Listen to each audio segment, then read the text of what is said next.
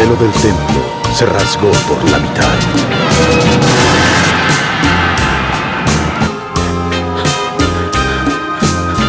Padre,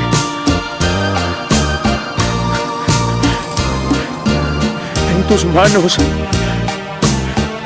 encomiendo mi espíritu. Gracias por tanto amor, demasiado amor, brindaste por mí en la cruz. Y no te escatimaste, a mí me amaste tanto, que moriste por mí. Hablabas por mí en la cruz, que rompiendo el acta, lo exhibiste en la cruz. Con todo aquellos secretos y rompiendo el velo, me dijo entras tú,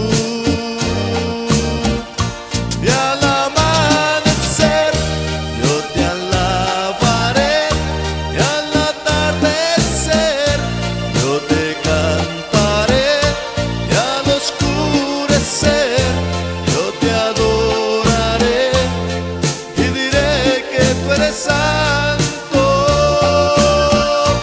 Y al amanecer yo te alabaré, y al atardecer yo te cantaré, y al oscurecer yo te adoraré, y diré que tú eres santo.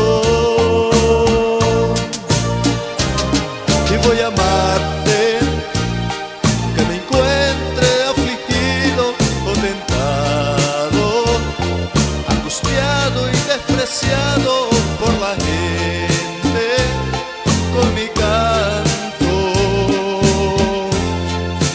te alabaré.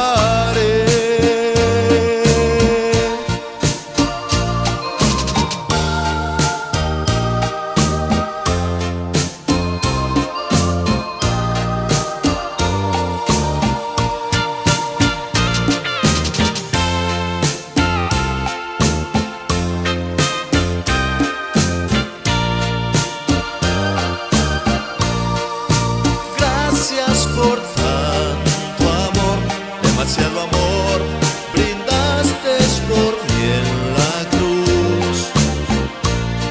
Y no te escatimaste, a mí me amaste tanto, que moriste por mí.